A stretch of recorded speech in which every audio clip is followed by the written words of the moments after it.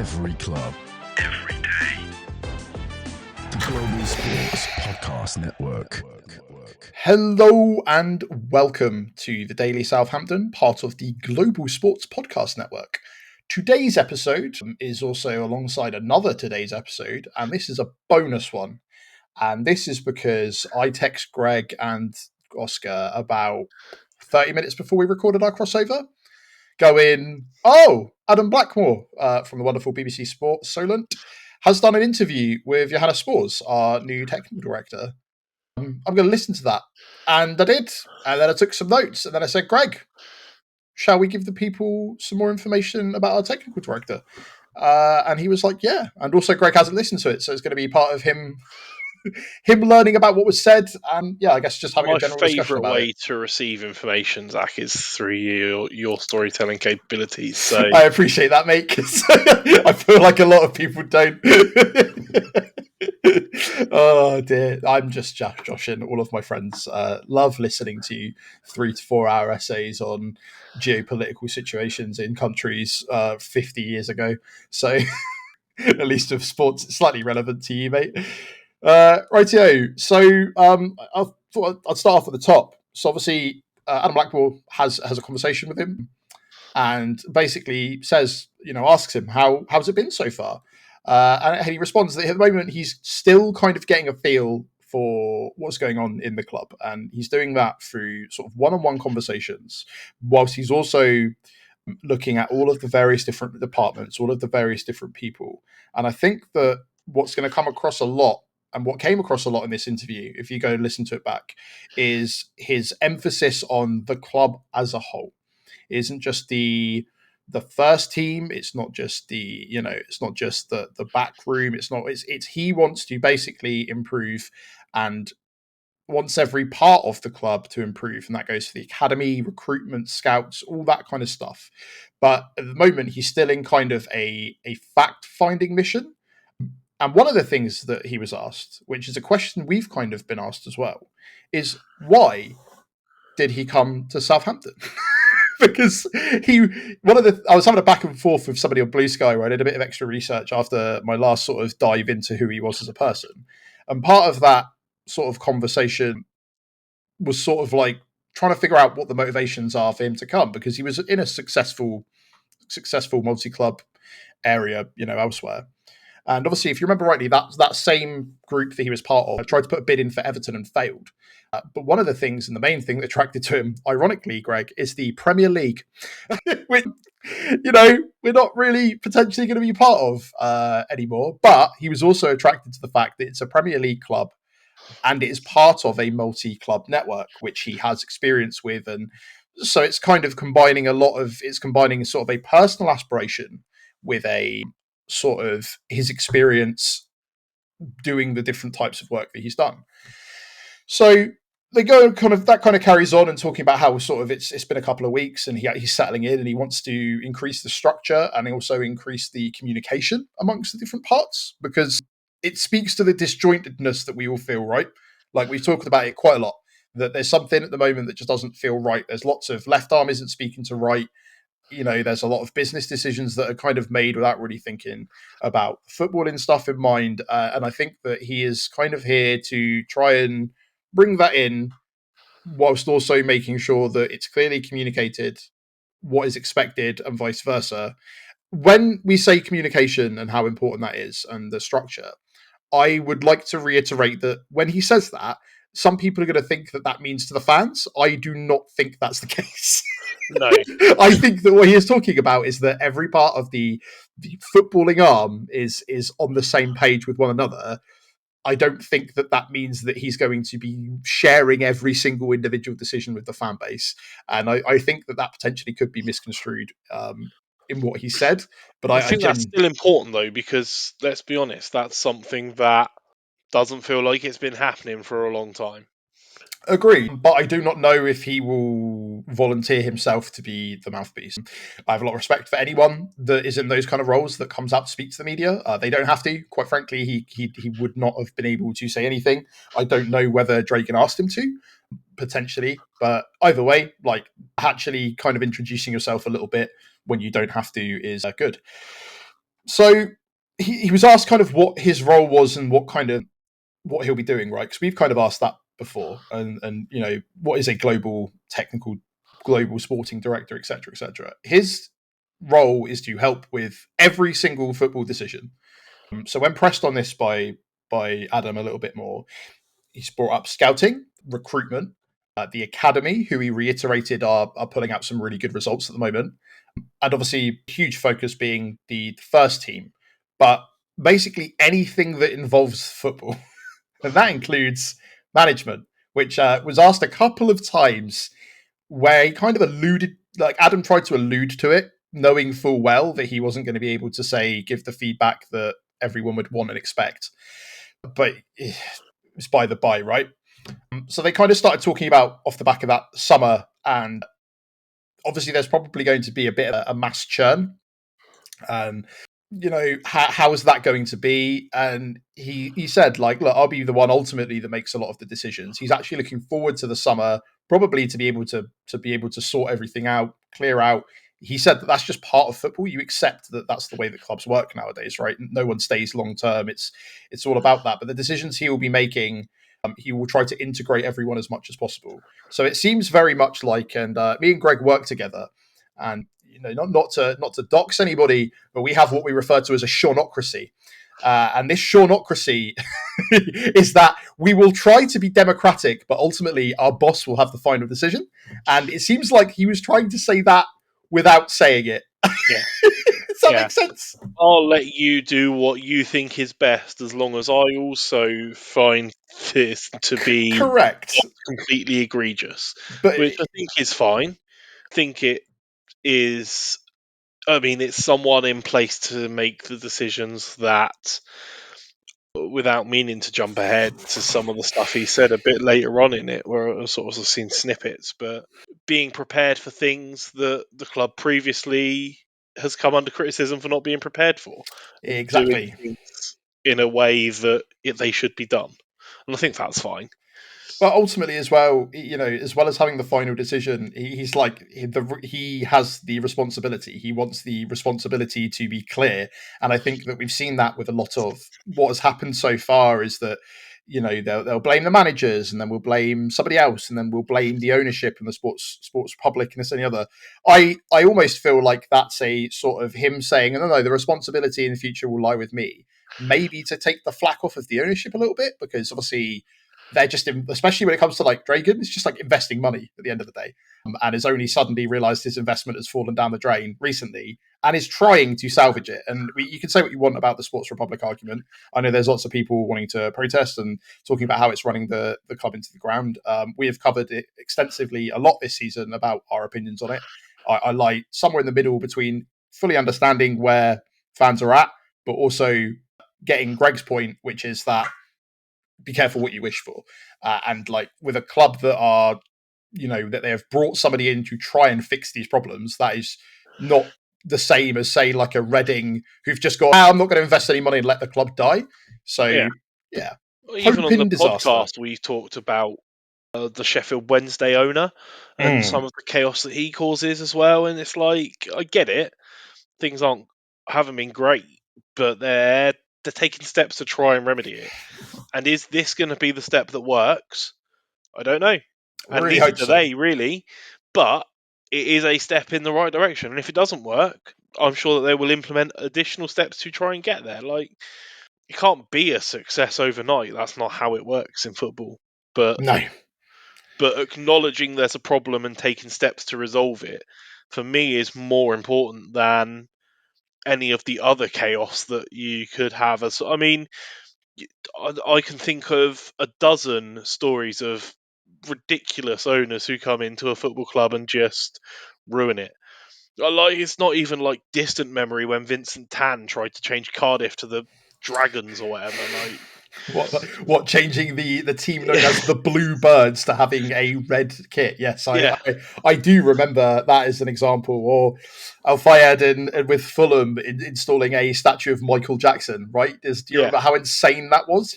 Yeah, You're right. exactly. There are situations that could be a lot worse. I Look, think that. and what we've seen from Sports Republic is, their recruitment's been shocking, and yes, we've had two of our worst seasons ever under them. but they can see the problems, and they might not have the answers yet, but they're trying, and that's important. That's better than it could be. And that is so. Just before we head into a break, Greg, that is kind of what Adam Blackmore asked in his next question, which is, can you see hope in the disaster that has been, this season? And obviously, Spores says yes, and we'll talk about the rest of that after a word from our partners at Bioniq. Your body is unique, and Global Sports Podcast Network has partnered with Bioniq, the world's most personalised supplements. Bioniq provide 100% tailor-made supplements designed to deliver precisely what your body needs at exactly the right levels to optimise your health. No guessing. So click the link in the show notes. Use the code GSPN2025 for 40% off your first month's subscription. Bioniq. Don't settle for off-the-shelf solutions made for just anybody. Get what's right for you right now. Your body. I'm sorry. We are back. I am laughing at a thing that Greg has told me. Whenever we play that advert, we have consistently had a tech issue where it plays twice. Every single time, Greg has to edit out in post-prod. I have never had that issue. But I think it's slowly driving him to madness. But anyway, let's talk about the fun stuff, right? So one of the things that he talked about in this sort of hope in the disaster is the relationship that he needs to have with the ownership and how it is going to be close. And we've seen he emphasizes this a lot, right? He emphasizes this a lot throughout the conversation. Is it is very important to have a good relationship with the ownership, because ultimately, if they're going to be controlling the purse strings and controlling, the results are going to be important.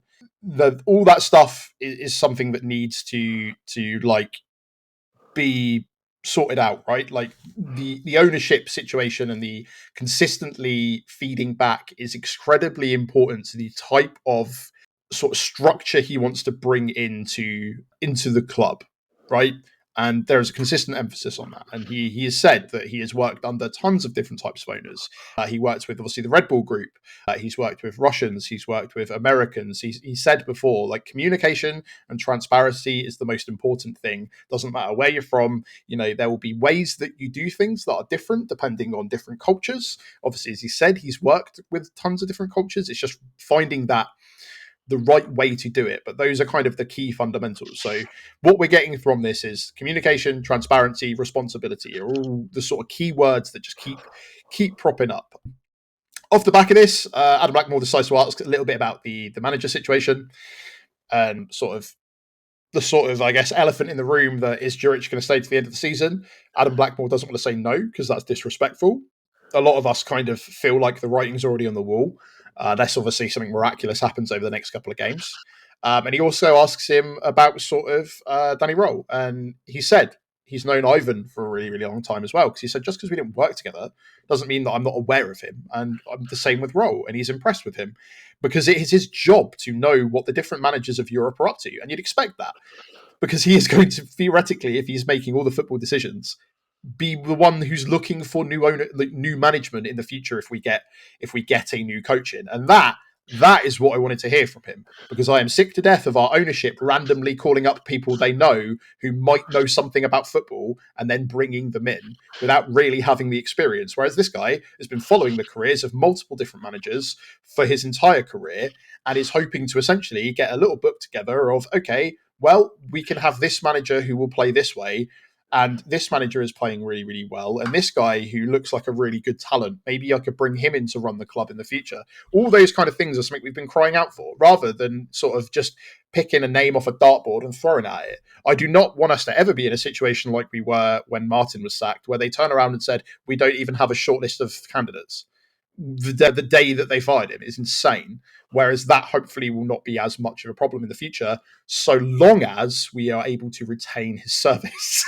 Because that is a thing that wasn't really asked, but I can understand as to why. So, yeah, on top of that, he was asked about sort of the squad and the size, and obviously some of the squad's going to be trimmed down. And he says, with all the players that we've currently got on loan, the squad is actually significantly bigger than we think it is, and it needs to be trimmed down. It's like over 40 players, which isn't surprising, right?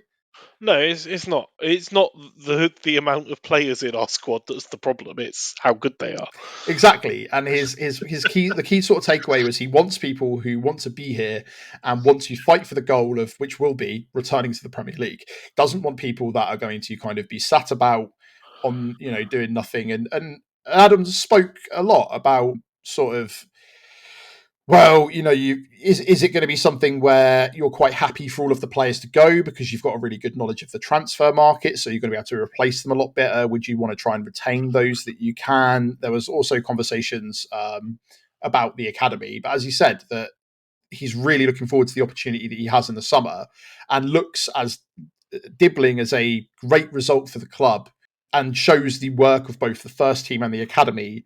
And I think that you're going to see him potentially try and look to all of the areas of Southampton Football Club to get players, right? Not just immediately go on the transfer market and go wild. Like, remember, we've got a fair few players on loan. We've got players that are technically part of this multi-club thing, such as Juan and Matsuki, who's on loan Go Steppy at the moment.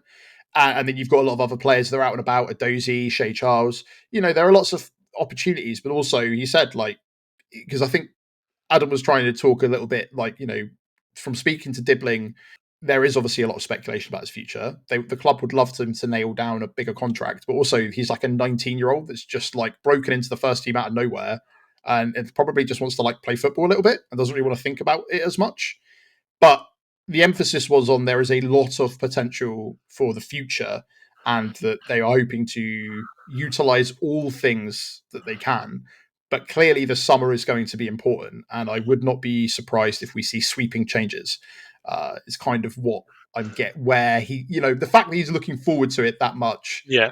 to be able to shape it kind of his way, says a lot about the fact that it wasn't, I'm really looking forward to working with this group of really talented players. It was, I'm looking forward to building something where we're all on the same page with the same goal. And that says a lot. Also, it's like the confirmation of, we know we're all getting relegated despite the fact that it's not mathematically possible yet. It's also not like groundbreaking news that it's going to be a big summer. Not so at all. it's just refreshing to hear it honestly put. And yeah. And the fact it's going to be the fact that he is looking forward to it almost. He's looking forward to that rebuild and looking forward to being able to put something together, which is realistically what we want. The worry is that we go down and then they scramble and they start to try and put something together and hope for the best. And that's kind of how it felt with Martin, right? They like found the coach that they liked and then kind of went all in on him. And it was a bit of a rebuild, but then we've still, I think I pointed out in my video essay that I did Tuesday or whatever it was, like our squad, as much as I thought it had changed, where we're at now is because of the departures or the people that we've brought in that were on loan and stuff, hasn't changed as much as you think from our last relegation, which is kind of insane. There are still a lot of players knocking around that were knocking around then. And I think that there is a plan, or there is looking to be the starts of a plan from somebody that has footballing knowledge, and that gives me a slight amount of hope. Which is why, if you see me being pessimistic about the rest of the season, Greg, it's not because I'm not optimistic for the future. It's just that I just don't know how much any of the next 10 games matter. So it's really hard for me to care with the fact that I'm kind of almost trying to get to the next season, not for the same reason that other people is, which is to put us out of our misery, but to see what comes next. Right? Does that make sense? Yeah. Right. So that was quite a lot. We'll talk about, I guess, the managerial situation a bit more and also what his kind of overall philosophy is, which I've told you a lot about, right, with communication and responsibility and all like ties with the ownership. But we'll hear all of that after a word from our partners at Zencastr. Yeah. Here at the Global Sports Podcast Network, we spent a lot of time selecting our delivery platform. Zencastr came out the clear winner, with 4K video recording from your phone and AI editing that automatically removes all those ums and ahs. It's super easy to start a podcast that sounds great and is delivered efficiently. If you're ready to tell your story, check out the link in the show description to learn more about Zencastr. And we're back. So, one of the things that you want to talk about was he was talking about how Ralph was our last long-term manager. And obviously, Spores knew Ralph quite well when he was at Leipzig. And he also got to know Ralph Ragnick as well, obviously, former Manchester United caretaker manager, now manager of the Austrian national team. Weird that I have all that information in my brain off the top of my head, but here we are. He was kind of, although he was asked about Ralph, what he was actually asked about was what from the Red Bull model does he kind of want to bring in to the club, which I thought was a kind of interesting question from Blackmore, considering that his last couple of jobs have not been with the Red Bull model, right? He did preside over Leipzig during like the Werner days and worked with Hasenhüttl a little bit, but he's been significantly more involved in this bigger multi-club network thing over the last couple of years. But obviously that job was successful as well. He said, I think he's had like 3 or 4 promotions in the last couple of years with the clubs that he's been involved in. But his biggest thing was that he wants to drive all departments to success and innovation. And it rolls back to the part that I was talking to you about earlier, where he said specifically, and he said, not just the players. Yes, of course, he wants to develop the players and bring make the players feel successful, but he wants to bring that to the analysts and the scouts and all of the people involved in the first team and the academy. And I guess, it must be pretty hard to be a member of staff right now, right? Especially with everything that's going on. Imagine if you're a scout right now and you accidentally were like, yeah, Ben Brereton Diaz is going to completely break, Southampton's goal scoring record, and he's gone on to not score. Like that's got to suck. But I think that having that sort of demanding of excellence and raising of standards and having somebody that will, by the looks of it, check in with all that stuff, right? That's what I think is going to be key, is that these are areas that are as important to him as the sort of first team and the footballers themselves. And that says a lot to me, because if you neglect this one area, and then that's kind of what's happened to us now, right? Neglecting these sort of areas where previously everyone lauded our scouting department, it now kind of feels like, unless you're Brighton, our scouting department aren't what they used to be, are they? No, well, we've once famously had this black box, but then, I guess it's a combination of changing hands and changing times, and sort of other people cottoning on and improving their game as well, making the whole market a lot more difficult to sort of approach from that style, and making it cost a lot more to go that route. If you're all sort of looking at the same statistics, then you're all going to end up going for the same sort of players. So only some of them are going to succeed. It's a tough game to stay ahead of the curve. Yeah, and I guess that's why if you're kind of trying to develop that and sort of bring a level of success, and it's something that he's clearly done in the past in the various teams he's been in, it's kind of something that gives me a little bit of more hope that we're not going to be as clueless as we were after the Wilcox situation, right? And I don't know how much of the Russell Martin on Monday Night Football thing you listen to, but the fact that the way that recruitment worked out was because it was most people who were involved with its first ever Premier League, which, it will be Spores as well. But I think that a lot of it kind of felt like it was people not really realizing what they had to plan for, which was insane. Whereas I don't think that's necessarily going to be the case under somebody that is as extensive about their work. And as I said, it might end up going all Pete Tong and not working out. But again, from a personal perspective at the moment, the things that he's saying are the right things. Obviously, we need to see them into practice. But I think that he has been very, very careful about the words that he's chosen. He's been very, very careful about the portrayal he has put out into the media. And that is one of essentially trying to drive us into a successful position. And that also is that the buck is going to stop with him, and that he's going to do that in a way that is collaborative, regardless of which manager he brings in. And that kind of conversation around, he will always try and bring in the manager, and the conversation around the manager about specifically constantly name dropping Juric was very interesting, because he was also asked about Roll again and how well he's doing. And he said that they followed each other's careers, because obviously he did work with him. He worked with him in a completely different capacity. He wasn't a coach at the time, I think, when he was at Leipzig.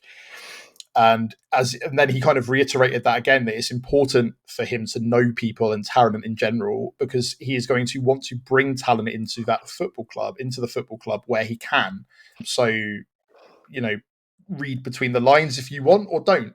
He said he's very, very impressed. He's really happy with him. He got the job at Wednesday, but also I think he was very careful to try and not disrespect Juric, because again, he is currently the manager. But it says to me that there are lots of things happening in the background, is where keeping I'm his at. options open. Yeah, you don't want to completely mug off the current manager. That's not going to end well, especially if you've only just started a relationship. But also, I don't know if what he's seen in the last couple of weeks is going to convince him that is what is going to bring us all forward into the championship. But also, as he said, he's got a lot of respect for Ivan as well. He's seen what he can produce. He knows that he is the first person who probably would say that it has not been good enough this time around. And maybe that's due to the players. Maybe it's due to a lot of other factors. But it's making me feel a bit more confident we are in safer hands than we have been. Because regardless of what we think the last couple of months have been, we didn't really have anyone in charge of the football.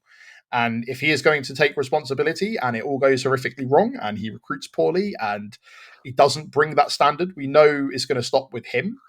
And I'm pretty sure he's very, very aware of that too. And I don't think he wants to sort of run himself out of the job either, right? And this is where, I kind of feel sorry for Russell Martin a little bit, where he's like, yeah, I was kind of naive, but, I had to try and keep convincing them the plan was going to work when the plan clearly wasn't going to work. I think that's because there wasn't as much of a plan as I think that somebody who has done this extensively in other areas will get to do this time around. So, yeah, that's pretty much, that was my take on it. Obviously, there's more actual back and forth, and they talk about how they wind down. And I didn't really write that stuff down, but it is interesting that he said he tried to play golf, was really bad at it, so just used to wind him up more. But it seems like he's just a typical family man. Spends all time with his kids, spends time with his family. That's what winds him down. But not like a Megadeth concert like Juric. I don't know if I like that more. I kind of feel like I relate to both of those things. So yeah, it's refreshing to hear from somebody who is going to be working in the footballing side of things. I'll add a grain of salt that this is all specifically put out into the media, right? Like they know what they're saying. They know he knows what he's doing. It's probably thought long and hard about how he's going to respond to some of the questions. But for me, I'm liking what I'm hearing so far. We obviously need to see the action going forward, and we are probably going to get an opportunity to see that action sooner rather than later, because let's face it, unless some sort of miracle happens and everyone starts playing amazing and we win the next 10 games of the bounce, even if that's the case, we're probably still on our way down, and we'll probably end up potentially having a new manager. So there is a lot of change to come in the summer, and I know that Greg's been worried, what do we talk about in the off season? I think genuinely we're going to have so much to talk about in between talking about how amazing England are going to be at the next tournament, and then they'll lose it again. So same old. But yeah, so how do you feel, Greg? Obviously, I know that you have heard all of this through me, and I for once have a extremely positive lens for something Southampton Football Club related. And again, under the pretense that this is all words and not action yet, but if the action can match the words. Yeah, look, they're saying the right things, and my opinion hasn't changed. It might be slightly more optimistic, but as said, they're trying, and that is good enough for me. Yeah. It should be good enough for everyone, but I do understand the frustration. But it's good enough that they've identified the problem and are trying to put it right. It sounds like they're moving in the right direction. Whether it is or not, we will see. But it is the longest time we've said we need someone to control the football, and someone who's come in and I read literally made his office overlooking the pitch at Staplewood. What more can you ask for? Like, that is there you go, a football brain to run the football operations. And if they want to cheer everyone up, drop the price of pints by like £2 and drop the price of season tickets and match day tickets, and then you'll cheer everyone up anyway. That's not going to happen. Or alternatively, just get someone that can design a kit that isn't highlight a yellow and pink. Like, I like the pink kit, don't get me wrong, but it does kind of feel a bit like they just pulled out a pack of highlighters and went, yeah, this will do. Well, I want to see something. I want to see something real snazzy for the championship. Put it that way. My concern about dropping the price of pints, Zach, is that I've tasted them at how much they cost these days. And I think that the dwindling quality that you'd get to reduce it by £2 would make it not worth the effort. Yeah, what's the problem with a can of Foster's served on draft, mate? So much. So much. Well, with Without all of this, alluding mate, to it too much, mate, I've not touched a can of Foster's since I was about 13, so... with all of that, considering the amount of misery from me that you all need to put up with, and I appreciate you all putting up with, there's a little bit of a light at the end of the tunnel for you. And it might turn out that that light is a truck barreling towards us, but it might not be. And that's what I'm holding on to. I'm holding on for the end of the season where potentially we can see something exciting and new build, and hopefully a legacy that is going to not be a rinse repeat of the last 2 years. So yeah, let us know your thoughts on the interview. Does it make you have any hope for the future? Do you think that Spores is going to be the right guy to sort of return? I'm not going to say glory to us. We've not had that in a long old time, but some sort of sense of stability and hope. Or do you think that it's going to be it's going to be classic Sports Republic stuff and it's all going to end in tears? We're interested to hear your thoughts either way. As I said, it's not all of us agree on, especially the ownership / footballing side of things. But it's been great. So I hope you've enjoyed this bonus episode. Did you have fun, Greg? I enjoyed it, mate. It's been brilliant. Good. Wonderful. We will see you tomorrow for the preview of Wolves, where obviously I had a really, really exciting 0-0 prediction that Greg was thrilled with. So Not more even of them. It's bad enough and boring enough to predict a draw, but a 0-0. More of the same. So offensive. Honestly, I think I'd genuinely be less offended if you picked us to lose 3-1. No, you're right. And with all that, we're all on the social media. We are on Facebook, Twitter /X. We are on Blue Sky. We are on YouTube again, the Global Sports Podcast Network Southampton channel. We are on Instagram. We are on TikTok, where we accidentally upset a lot of people with Oscar's unpopular opinion that the Super League should return. So with all of that, have a wonderful rest of your day, and we will see you in the next one. Bye! Every club, every day. The Global Sports Podcast Network.